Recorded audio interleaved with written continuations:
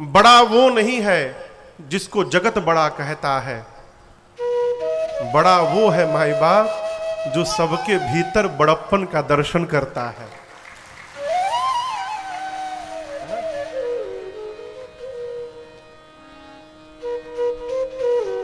ये प्रसंग कहता है कि जीवन में जहां से भी आइए केवल वहां की प्रशंसा करिए, जिसके घर से भी आइए केवल प्रशंसा करिए। कमी कहां नहीं है हो, अपने चेहरे पर दाग लग जाए तो बिना दर्पण के दिखाई नहीं पड़ता है, लेकिन दूसरे के चेहरे के दाग को देखने के लिए दर्पण की आवश्यकता नहीं पड़ती है। विनोद बाबू, क्या करिए? प्रशंसा करिए। और याद करिएगा, रखिएगा, प्रशंसा करना भी स्वभावजन्य है। यदि चाचा जी प्रशंसा करने का स्वभाव नहीं है तो आदमी बैकुंठ में भी जाकर निंदा करेगा, और यदि प्रशंसा करने का स्वभाव बन गया तो आप अभाव में भी प्रशंसा गाते रहेंगे और नाचते रहेंगे। एक बड़ी बड़ी गूढ़ कथा मैं आपको सुनाऊं। मैं बहुत छोटा था, कलकत्ता में एक न्यूज़पेपर हिंदी समाचार पत्र है जिसका नाम है सन्मार्ग। तो रविवार के दिन सन्मार्ग के एक विशेषांक में रविवार को बहुत सारी बोध कथाएं छपती हैं। अभी भी छपता है प्रत्येक रविवार को। मैं बहुत बचपन की बात बता रहा हूं। उस पेपर में मैंने कहानी पढ़ी और वो कहानी मुझे अब तक स्मरण में है, उसका विस्मरण नहीं हुआ। एक व्यक्ति कहीं से भी भोजन करके जब अपने घर लौटता था, किसी घर गया निमंत्रण में, भोजन करके लौटता था तो घर वालों से बड़ी प्रशंसा करता था। क्या भोजन हुआ है आज, अमृत 56 भोग खाया हो, आनंद आ गया, ऐसा भोजन तो कभी किया ही नहीं। घर वाले सुन सुनकर और जले, अकेले जाके उड़ा के चले आते हैं, हम लोग को सुना सुना के सताते हैं। एक दिन पूरे परिवार ने ठाना कि आज हम भी चलेंगे। अब जिद कर दिए तो कहा ठीक है चलो। पत्नी को बच्चों को लेकर गया निमंत्रण में, और दैव संयोग कहिए उस दिन 56 भोग तो दूर, शुद्ध पूड़ी पर भी आफत हो गई। भर पेट भोजन भी पूरी सब्जी नहीं मिला। अब परिवार वाले तो कल्पना करके गए थे 56 भोग मिलेगा। लौटते समय पत्नी बच्चे सब अब डपट पड़े उस पर, कौन सा 56 भोग खाते हो? अब पता चला मुझे, तुमको कहीं भी ठीक से भोजन नहीं मिलता होगा, केवल झूठ बोलते हो। चुपचाप सुनता रहा। रात्रि में पत्नी ने एकांत में पूछा, ये बताइए आप झूठ क्यों बोलते थे? हम जानते हैं लेकिन सब जगह ऐसा नहीं होगा, लेकिन आप पता है जैसा आप बताते थे वैसा बिल्कुल नहीं होगा, तो आप झूठ क्यों बोलते थे? उसका उत्तर बड़ा अद्भुत है। कहता है, भाग्यवान जिसके घर से मैं भोजन करके लौटता हूं उसका नमक खा के आता हूं, और किसी का नमक खा के उसकी निंदा किस मुख से मैं करूंगा, इसलिए मैं केवल प्रशंसा करता हूं। कितनी बड़ी बात। श्री चक्रवर्ती जी ने भांट की तरह श्री जनक जी महाराज की प्रशंसा गाई, बिरदावली गाई। शुभ दिन देख करके कल कंगन छुड़ाया गया है। कुछ दिन रहने के बाद श्री विश्वामित्र जी विदा लेकर के चक्रवर्ती जी से अपने स्थान बक्सर वापस गए। आज हम और आप श्री अयोध्या कांड की कथा में प्रवेश करेंगे। यह श्री रामचरितमानस का द्वितीय कांड है, दूसरा कांड है। कांड के प्रारंभ में गोस्वामी जी ने भगवान शंकर को याद किया है। शंकर जी को गोस्वामी जी ने बाल कांड में 2 श्लोकों में याद किया है। भवानी शंकरौ वंदे श्रद्धा विश्वास रूपिणौ याभ्याम विना न पश्यन्ति सिद्ध स्वान्तस्थमीश्वरम। और दूसरा श्लोक, वंदे बोधमयम नित्यम गुरुम शंकर रूपिणम यमाश्रितो हि वक्रोपि चंद्रः सर्वत्र वंद्यते। जब बाल कांड में 2 श्लोक में शंकर जी को प्रणाम कर चुके थे, तो अयोध्या कांड के प्रारंभ में फिर से याद करने की क्या आवश्यकता थी? आप श्लोक देखिए, अयोध्या कांड का प्रथम श्लोक बाबा कहते हैं, यशांके च विभाति भूधर सुता देवापगामस्तके भाले बाल विधुर गले च गरलम यस्योरसी व्यालराट सोयम भूति विभूषणः सुरवरः सर्वाधि सर्वाधिपः सर्वदा सर्वः सर्वगतः शिवः शशिनिभः श्री शंकरः पातु माम्। पहले श्लोक में कहते हैं, जिन भगवान शंकर के वामांग में मां भवानी विराजमान है। यशांके च विभाति भूधर सुता, सिर पर देव नदी मां गंगा है, ललाट पर चंद्रमा है, गले में हलाहल विष है, वासुकी यज्ञोपवीत बनकर सुशोभित है। जो भगवान सर्वत्र है, सर्वज्ञ है, सबके स्वामी है, उन भगवान शंकर को मैं बारंबार वंदन प्रणाम करता हूं। क्यों? शंकर भगवान के जीवन से सीखने का सबसे महामंत्र मैं आपको निवेदन करूं, अभाव में भी कैसे आनंद में रहा जाए, ये भगवान शंकर के स्वभाव में दर्शन करिए।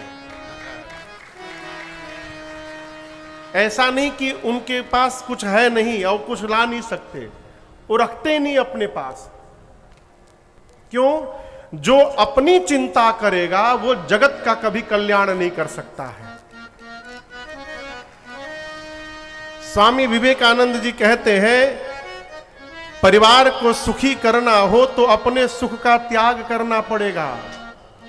आपको सुनाया था मैंने, भगवान शिव, भगवान शंकर जैसा कोई देवता नहीं है। पीछे पंचायतन सरकार दिखाई पड़ रहे हैं, राम जी का परिवार है, हम राम जी की कथा गाते हैं, लेकिन आप दर्शन करिए, राम जी की पूजा तो होती है, सीता मैया की भी पूजा होती है, लक्ष्मण जी की पूजा तब होती है जब राम जी के साथ होते हैं, भरत जी शत्रुघ्न जी की पूजा तब होती है जब वो राम जी के साथ होते हैं। लेकिन आप मेरे शंकर भगवान का परिवार देखिए, बाबा की पूजा अलग से, मैया की पूजा अलग से, गणपति भगवान की पूजा अलग से, दक्षिण भारत में कार्तिकेय स्वामी मुरुगन स्वामी के नाम से पूजे जाते हैं, उनकी पूजा अलग से। और छोड़िए, गंगा जी की पूजा अलग से, चंद्रमा की पूजा अलग से, और तो और नाग पंचमी के दिन नगवों की पूजा होता है, होती है ना। ऐसा कोई परिवार आपको नहीं मिलेगा जिस परिवार के एक एक सदस्य की पूजा अलग अलग होती हो। एकमात्र परिवार है भगवान शंकर का। क्यों? कारण जानते हैं? इसका कारण केवल एक है, शंकर भगवान पूरे परिवार को लेकर मंगल भवना अमंगल हारी, मंगल भवना अमंगल हारी, द्रवो सो दशरथ अजिर बिहारी, द्रवो सो दशरथ अजिर बिहारी, मंगल भवना अमंगल हारी, मंगल भवना अमंगल हारी, उमा सहित जही जपत पुरारी, उमा सहित जपत पुरारी,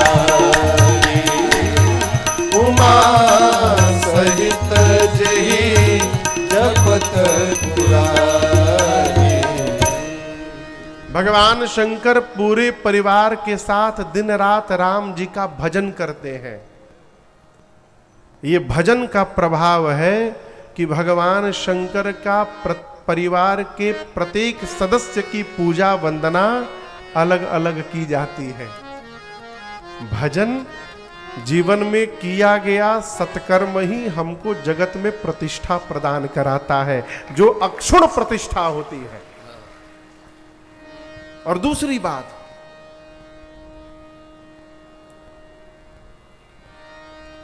लोग समझते कि भगवान का भजन करो, साधु महात्मा बन जाओ तो झंझट से समाप्त हो जाओगे। कितना झंझट तो सरकारें लोग जान रहे होंगे। संसार में ऐसा कोई मनुष्य नहीं मिलेगा आपको जिसके पास कोई समस्या ना हो। और जो कह रहा है कि मेरे पास कोई समस्या नहीं है, आई एम सो सॉरी, वो झूठ बोल रहा है। कोई ऐसा नहीं है। हमरे लगे नहीं है का कि विनोद जी के लगे नहीं है, सरकार के पास नहीं है। इतनी समस्याएं हैं आप कल्पना नहीं कर सकते। मनुष्य का शरीर मिला है तो जवानी में समस्याएं आएंगी। उन समस्याओं में रहने के बाद भी भगवान का भजन बनता रहे, यही शंकर भगवान का जीवन है और यही इनसे सीखना है। इसलिए गोस्वामी जी ने पहले श्लोक में भगवान शिव को याद किया, दूसरे श्लोक में राम जी के मुख को वंदन किया। प्रसन्नताम यानगताभिषेकतः तथा न ममले वनवास दुःखतः मुखाम्बुजश्री रघुनंदनस्य मे सदास्तु सा मंजुल मंगल प्रदा। गोस्वामी जी कहते हैं मैं राम जी के उस मुख को प्रणाम कर रहा हूं। किस मुख को? रात में राम जी सुने कि सवेरे युवराज बनना है, प्रसन्न नहीं हुए। और सवेरे सुनना कि वन में जाना है, दुखी नहीं हुए। आप समझ रहे हैं? आजकल किसी को आप बता दीजिए कि सवेरे आपको ये पोस्ट दिया जाने वाला है, आप बताकर बाहर निकले नहीं कि वो फेसबुक पर छीट देगा, तुरंत पोस्ट हो जाएगा हैशटैग लगाकर। राम जी सुने कि कल युवराज बनना है, भगवान प्रसन्न नहीं हुए। प्रसन्नताम यानगताभिषेकतः। प्रातः काल सुने कि युवराज नहीं, बब तो वनवासी बनना है, तथा न ममले वनवास दुःखतः। वन में जाना है, सुनकर दुख नहीं हुआ।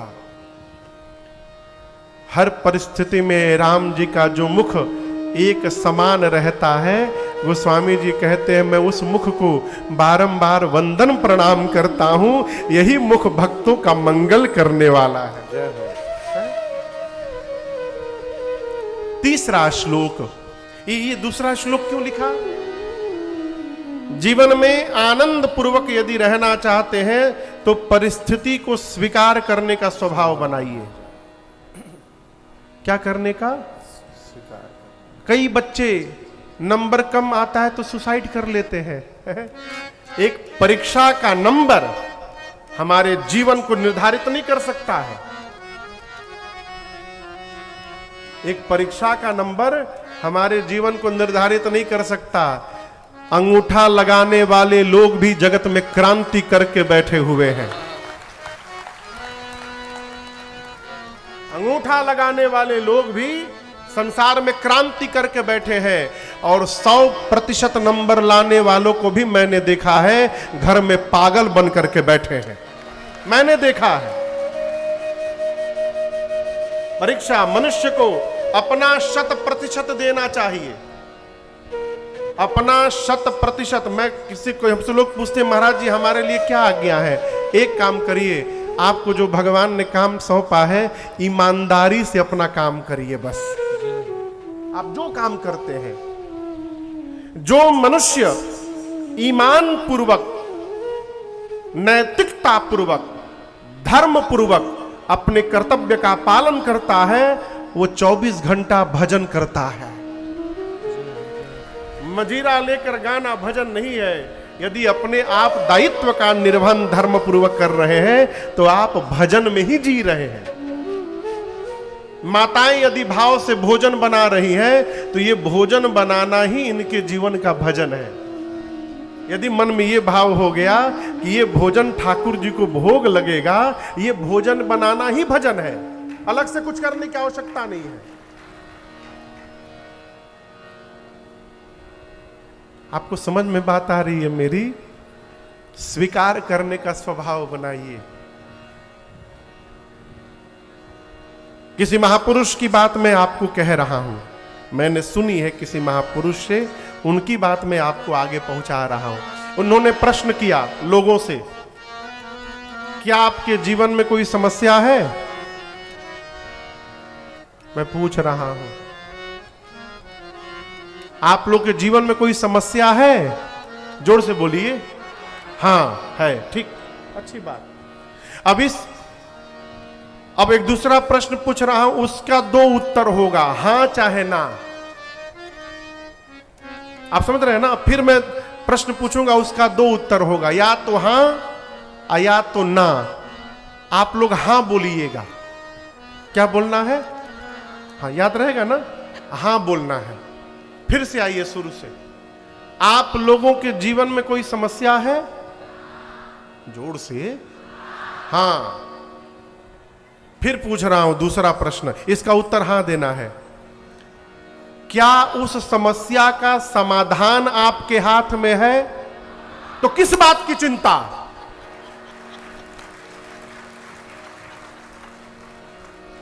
यदि समस्या का समाधान आपके हाथ में है तो किस बात की चिंता? समाधान करिए।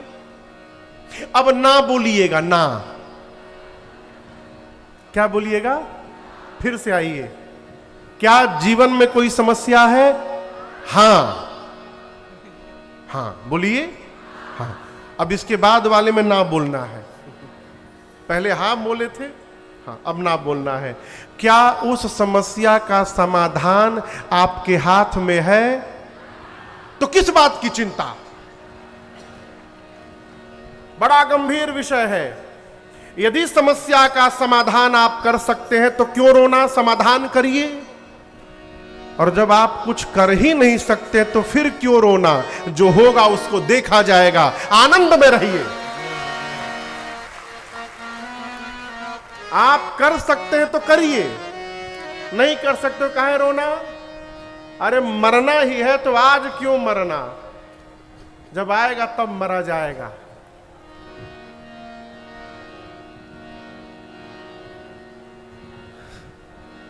किसी महापुरुष ने कहा कि मैं जीता हूं मरने के लिए, मैं जीता हूं मरने के लिए, कुछ लोग मर मर के जी रहे हैं।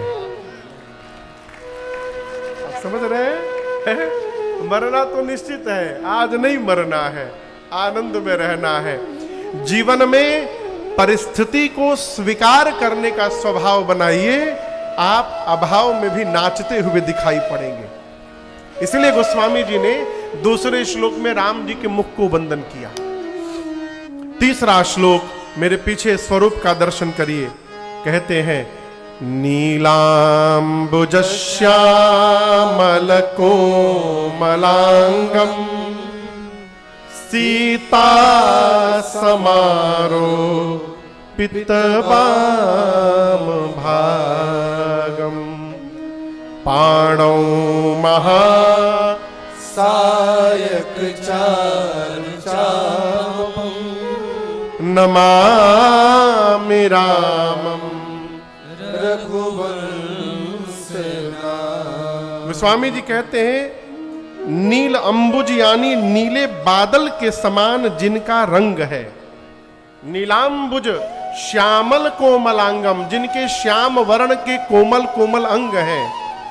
सीता समारोपित बाम भागम, जिनके बाम भाग में मां सीता जी विराजमान है। पाणौ, पाणी मने हाथ, अब पाणौ मने उभौ, दोनों हाथ में। पाणौ महासायक चारु चापम, एक हाथ में महासायक राम जी के बाण का नाम है अमोघ बाण, एक हाथ में अमोघ बाण, चारु चापम, चारु मने सुंदर, चाप मने धनुष, एक हाथ में अमोघ बाण और दूसरे हाथ में सारंग धनुष लेकर के अयोध्या के सिंहासन पर जो राम जी विराजमान है, नमामि रामम रघुवंशनाथम, उन राम जी को मैं बारंबार प्रणाम करता हूं। ये अयोध्या कांड के 3 श्लोक हैं। 3 श्लोकों के बाद गोस्वामी जी ने दोहा लिखा। ये दोहा आप लोगों में से किसको किसको याद है? हाथ उठाइए। अयोध्या कांड का पहला दोहा कितने लोगों को याद है? सीपी भी आपको याद है?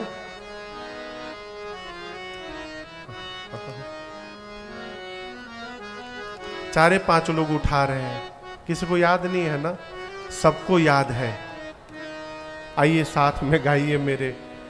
श्री गुरु चरण सरोज रज, निज मन मुकुर सुधार, बरनौ रघुबर बिमल जसु, जो दायक फल चार। अच्छा, ये दोहा कितने लोगों को याद था?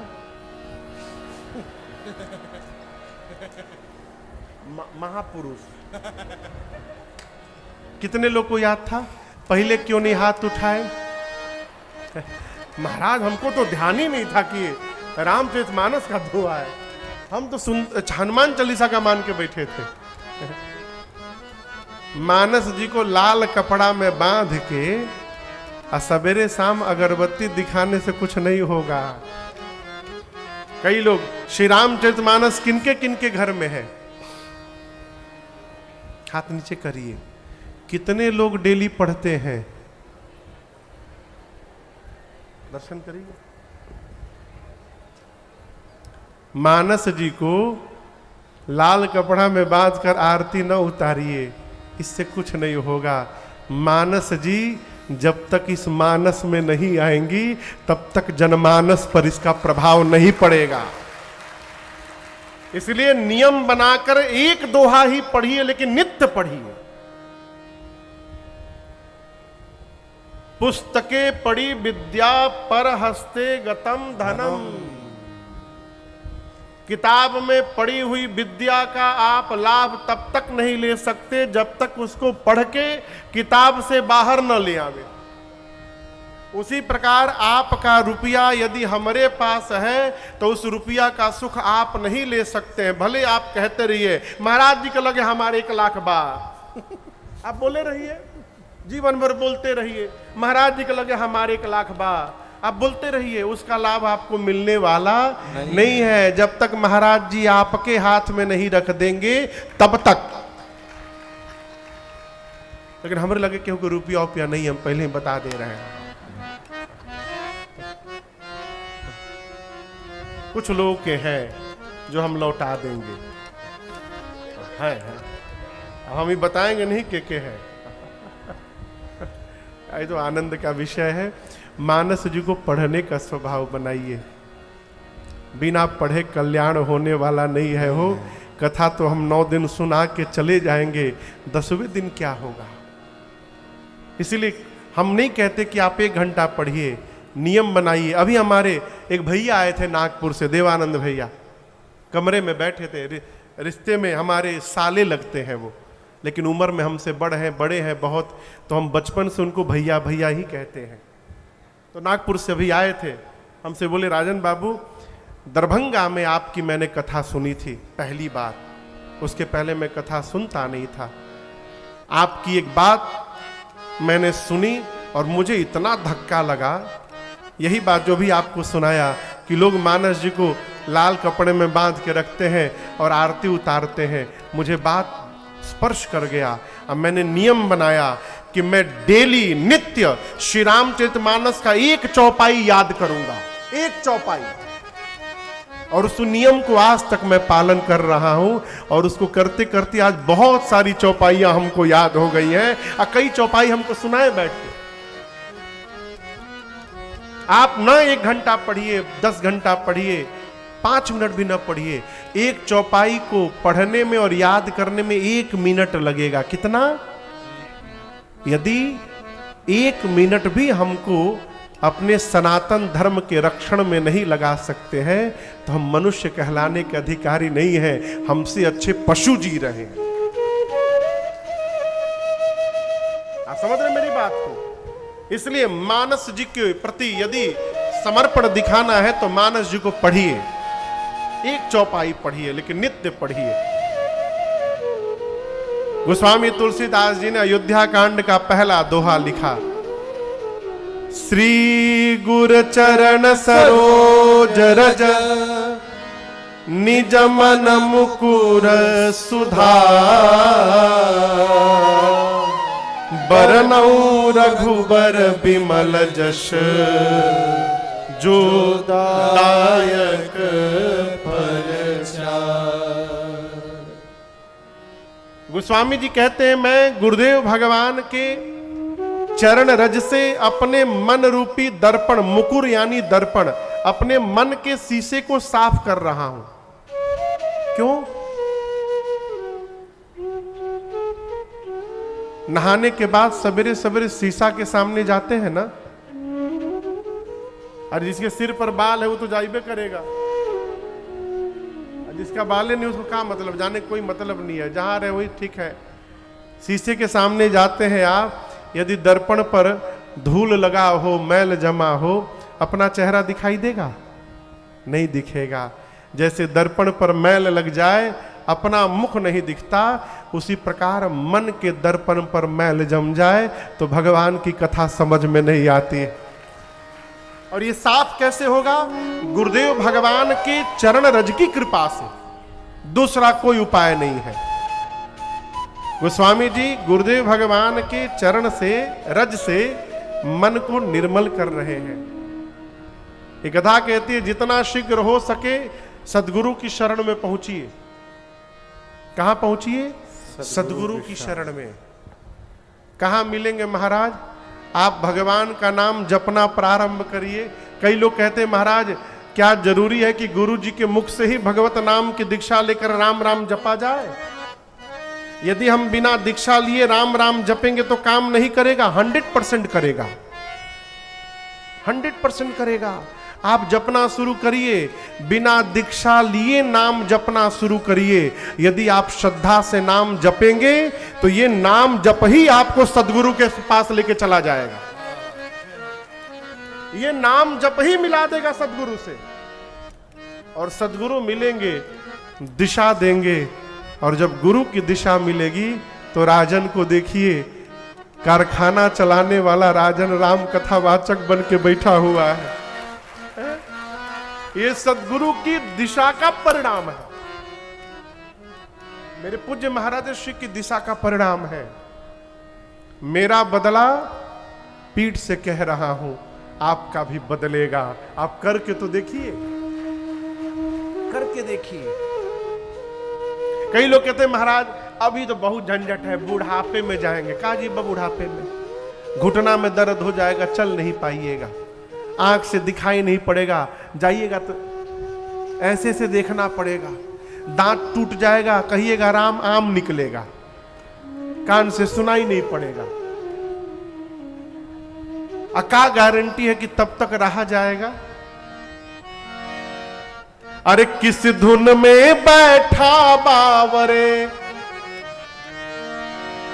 किस धुन में बैठा बावरे, तू किस मद में मस्ताना है। वो सोने वाले जाग जा, संसार मुसाफिर खाना है। वो सोने वाले जाग जा, संसार मुसाफिर खाना है।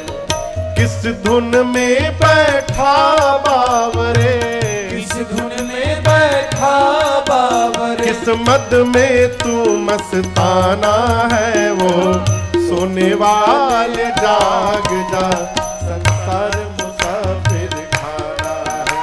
वो सोने वाले जाग जा, संसार मुसाफिर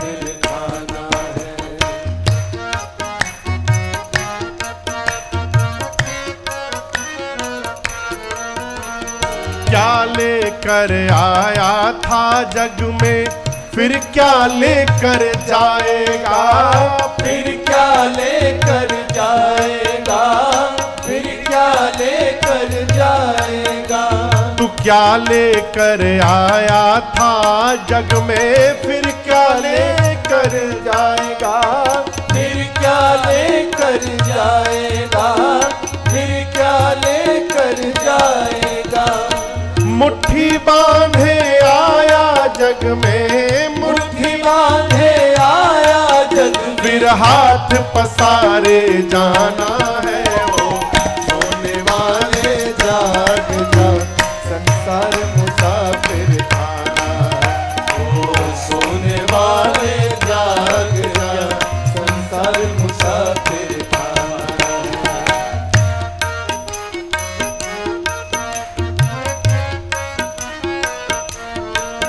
कोई आज गया कोई कल गया, कोई चंद रोज में जाएगा, कोई चंद रोज में जाएगा, कोई चंद रोज में जाएगा। कोई आज गया कोई कल गया, कोई चंद रोज में जाएगा, कोई चंद रोज में जाएगा, कोई चंद रोज में जाएगा। जिस घर से निकल गया पंछी, जिस घर से निकल गया पंछी, उस घर में फिर नहीं आना है। ओ सोने वाले जाग जा, संसार मुसाफिर खाना है। ओ सोने वाले जाग जा, संसार मुसाफिर खाना है।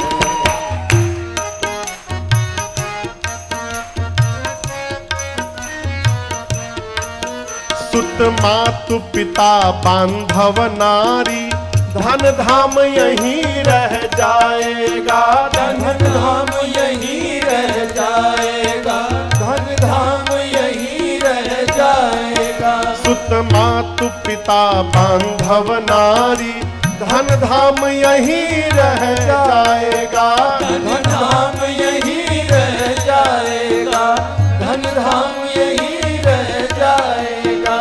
ये चंद दिनों की यारी है, ये चंद दिनों की यारी है, फिर अपना कौन बेगाना है। ओ सोने वाले जाग जा, संसार मुसाफिर खाना है। ओ सोने वाले जाग जा, संसार मुसाफिर खाना है।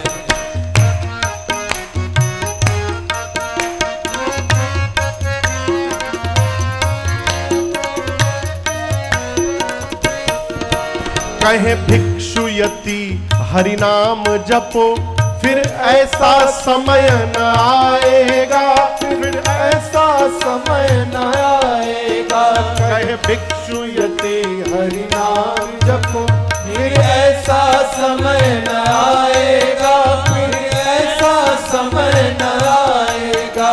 पाकर कंचन सी काया को, पाकर कंचन सी काया को, फिर हाथ मीज पछताना है। सोने वाले जाग जा, संसार मुसाफिर खाना है। ओ सोने वाले जाग जा, संसार मुसाफिर खाना है। इस धुन में बैठा बावरे, इस धुन में बैठा बाबरे, किस्मत में तू मस्ताना है। ओ सोने वाले जाग जा, संसार मुसाफिर खाना है। ओ सोने वाले जाग जा, संसार मुसाफिर खाना है। ओ सोने वाले जाग जा, संसार मुसाफिर खाना है। ओ सोने वाले जाग जा, संसार मुसाफिर खाना है। सावधान, जितना शीघ्र हो सके सदगुरु की शरण में चलिए। मानस का सिद्धांत कहता है, गुरु बिनु भव निधि तरई न कोई, जौ बिरंचि शंकर सम होई। यदि ब्रह्मा और शंकर भी शरीर धारण करके धरती पर आ जाए, हम आप नहीं, ब्रह्मा शंकर, बिरंचि शंकर, बिरंचि यानी ब्रह्मा, चाचा जी, ब्रह्मा जी और शंकर जी भी शरीर धारण करके धरती पर आ जाए तो बिना सदगुरु के शरण में गए उनका भी भव पार होने वाला नहीं है। ये मानस का सिद्धांत कहता है। सदगुरु की शरण में चलिए। सदगुरु कौन? जो हमारा इस लोक के साथ साथ उस लोक को भी व्यवस्थित बना दे, वो हमारा सदगुरु। जो जीवन की निराशा को आशा में परिवर्तित कर दे, वो हमारा सदगुरु। जो भगवान से हमारा संबंध बना दे, वो हमारा सदगुरु है। सदगुरुदेव भगवान। गोस्वामी जी अपने पूज्य गुरुदेव भगवान के चरण रज से मन रूपी दर्पण को निर्मल करते हैं और अयोध्या कांड की कथा प्रारंभ करते हैं। कहते हैं, जिस दिन से श्री रघुनाथ जी विवाह करके अयोध्या आए हैं, तब से अयोध्या में नित्य आनंद महोत्सव चल रहा है।